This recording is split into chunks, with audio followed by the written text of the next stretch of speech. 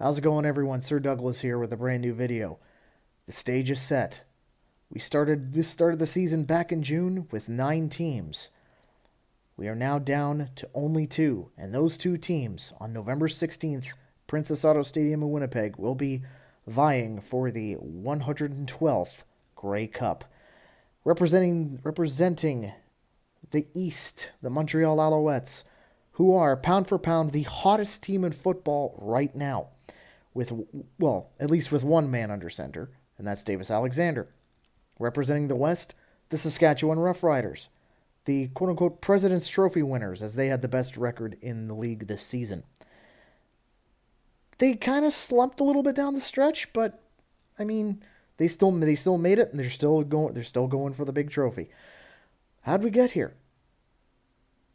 Well, it's obvious how we got here, but with that, let's have a look at my brackets, shall we? Well, that didn't go the way I'd hoped, did it? And well, here's the thing. At least I got the East right? The East, I said Montreal was going to beat Winnipeg. They go on to Hamilton, and as long as Davis Alexander's under center, Hamilton wasn't going to beat Montreal. But I know there's some Hamilton fans that watch this that might still be a little bit raw about what happened on Saturday afternoon. Look, you guys played your hearts out. No hate here. You guys played your hearts out. You guys did your best.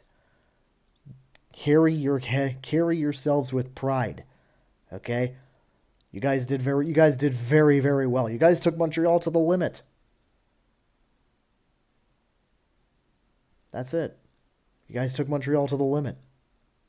I mean, it came up just short, but let's put it this way. Next year, you're going to do those little tweaks, and you're probably going to be right back in the same position again, trying to get back into the big dance. On the West side, well, this is where I kind of screwed up because I picked Calgary over BC. So BC went through, but I was right in the final. I picked Saskatchewan. And what I said to Hamilton, I'm going to say to BC too. Both games, if you had missed it, you missed a pair of classics. If you did watch it and you weren't excited going into the final 3 minutes of the game, I don't think you have a pulse. The football games that we saw over this last weekend were fantastic. And I urge everybody to find a way to watch them because they were absolutely great. But here we are, right there. Saskatchewan and Montreal. I had picked both of those teams to go through. But now comes the hard part. Comparing these two teams and trying to pick a winner. That's more difficult. So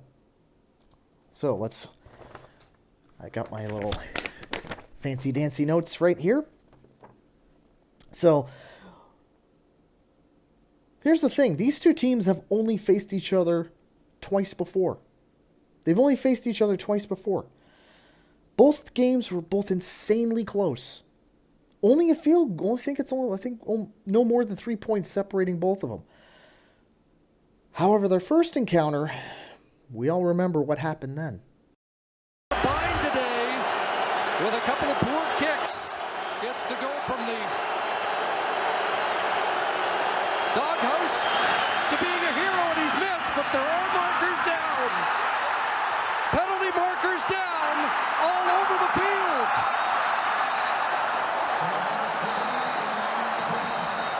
Celebration at the Rough Rider bench.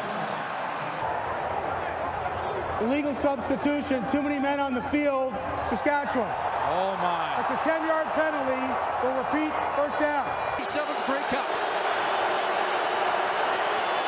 Ball down, ball through, and the Montreal Alouettes have come all the way back, and they are the 2009 Grey Cup champions. That gave birth to a meme that continues to propagate to this day. 15 years have passed since these two teams last faced off. Let's see how these two will stack against each other.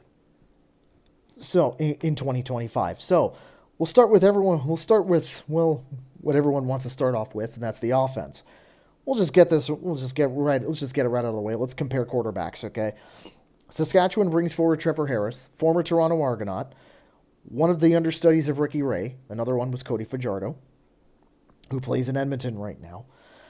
39 years of age, so he's up there in age. I mean, he's a grizzled veteran. There's no doubt about that.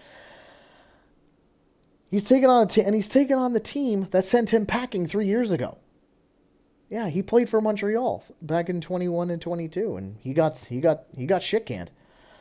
So, stats wise, Trevor, he was third in passing yards, first in completion percentage, so pretty much right on point with it being a understudy of Ricky Ray, and tied for second in QB rating with his counterpart down over in Montreal in Davis Alexander.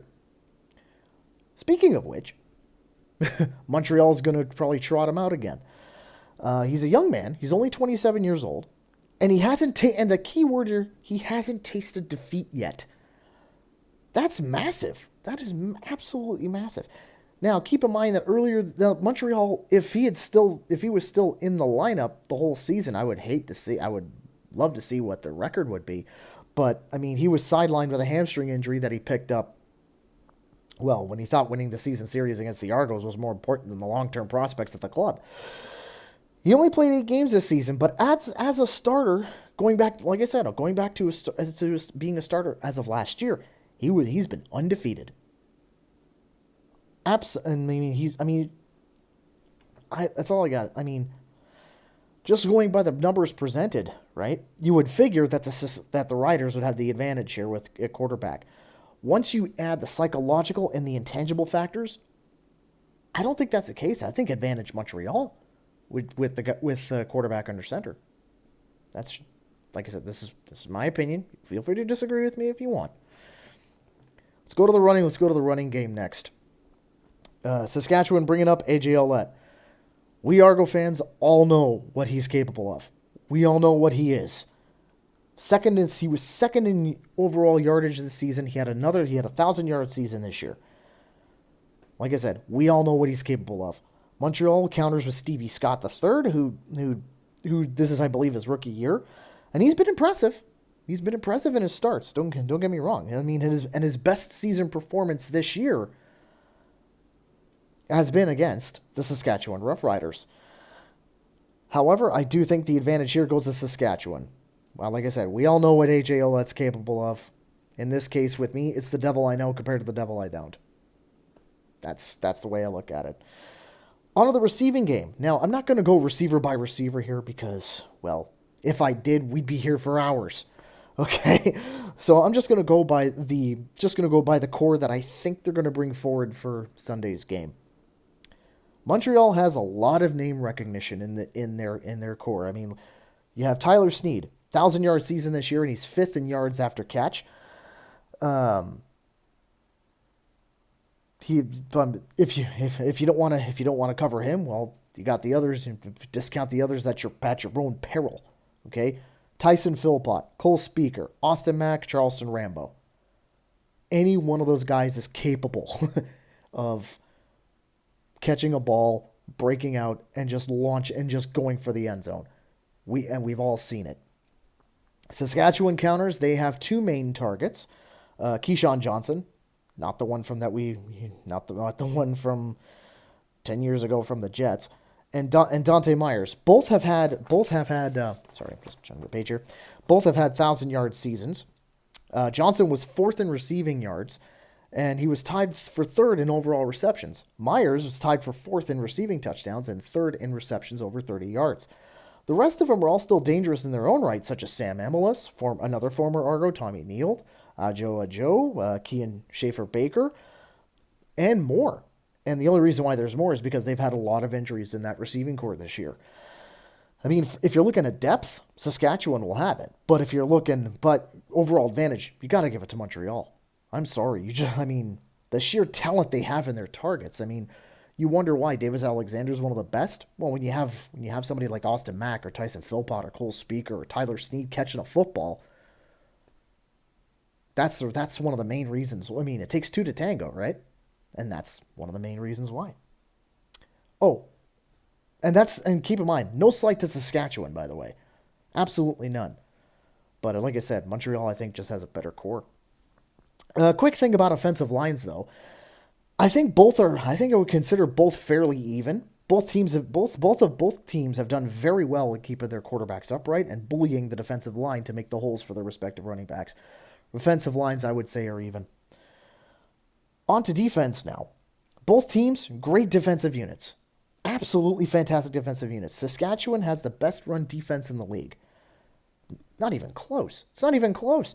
Teams average only 76 yards a game against Saskatchewan on the ground. Montreal, on the other hand, is allowing over 100. I would give a point to Saskatchewan there. With regard to sacks, very, very close. Montreal led the league this year with 45 sacks, tied with BC. Saskatchewan was third, but they were only 2 sacks behind.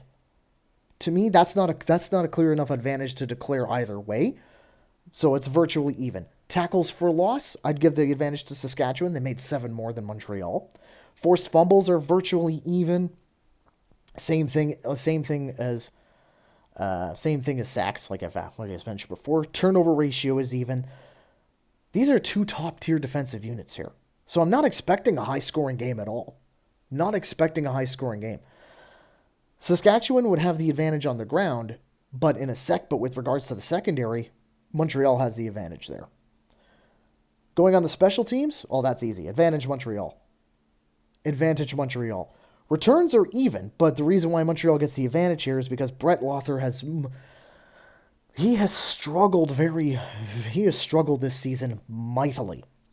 Jose Maltos Diaz, he's been money, right? So that's why I would give Montreal the advantage there. 2 fantastic returners are going to go into an amazing duel between Mario Alford and James Letcher Jr. And Joseph Zima has been a great punter for Montreal. Saskatchewan's been kind of auditioning people to do the punting. Now, if I can make one tiny suggestion, and this goes to Saskatchewan, please, don't wear the retro jersey. Wear something else. Wear your obsidian. Wear just your standard home or your standard away.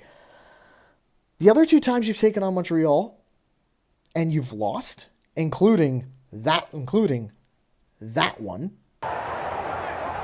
Illegal substitution. Too many men on the field. Saskatchewan. You were wearing the retro jerseys. Please, wear anything else to change your juju. All right?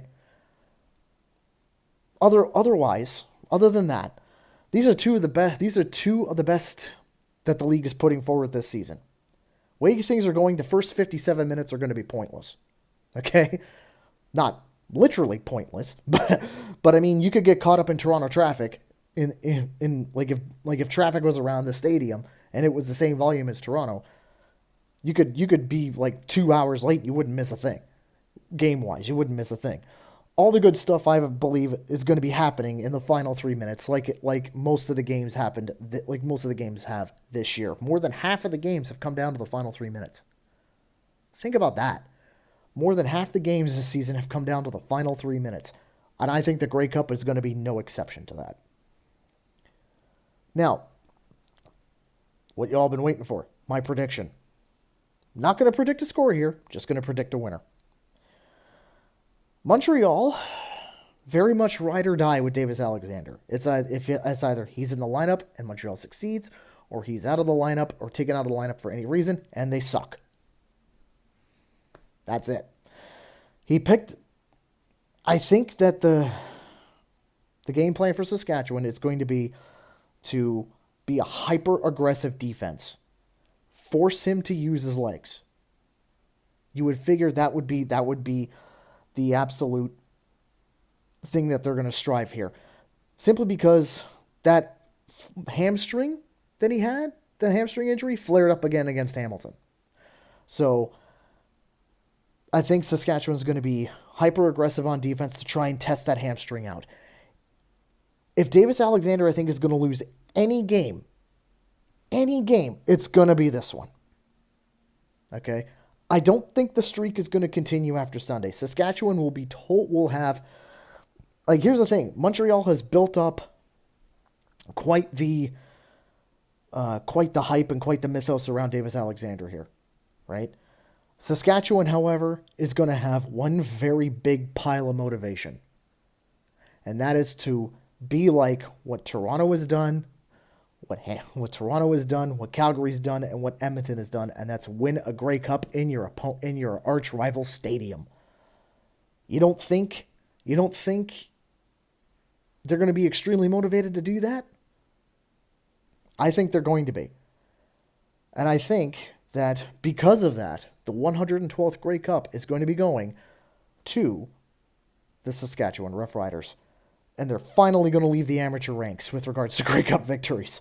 The University of Toronto, however, is going to be praying for that not to happen. And I bet if you went down to the St. George campus, they are going to be all wearing Montreal gear. However, despite all that, no matter what happens in the end, this is going to be an entertaining game. And as someone who is cheering for somebody who's been to this dance along quite a bit, I don't care who wins. I just want to see some entertaining football. That's it. I just want to see some entertaining football here. And we're definitely going to get it. So I'm going to be headed out to the Grey Cup Festival, I think on Thursday morning. Keep an eye out there on the channel. I'll post up some vids throughout my gallivantings in Winnipeg. And also, don't forget, Sunday night at 6 o'clock Eastern, 5 o'clock Central, we will be having a watch-along live stream for the 112th Grey Cup to close out the professional CFL, the professional Canadian football season. Despite all this, there's still one more Canadian football game to go. After all this, and that's of course the Vanier Cup. But we're not going to know who's going to be in that until the Grey Cup weekend as well. So that's pretty much going to do it for me today. Thanks for watching. Make sure you like and subscribe. I'll see you guys again during the Grey Cup Festival. Cheers, everybody.